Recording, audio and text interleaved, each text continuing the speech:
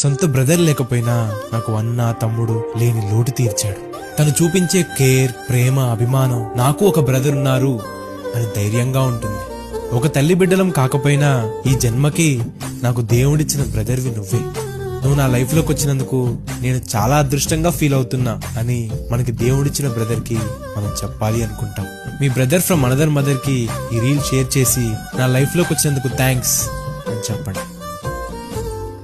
సొంత బ్రదర్ లేకపోయినా నాకు అన్న తమ్ముడు లేని లోటు తీర్చాడు. తను చూపించే కేర్, ప్రేమ, అభిమానం నాకు ఒక బ్రదర్ ఉన్నారు అని ధైర్యంగా ఉంటుంది.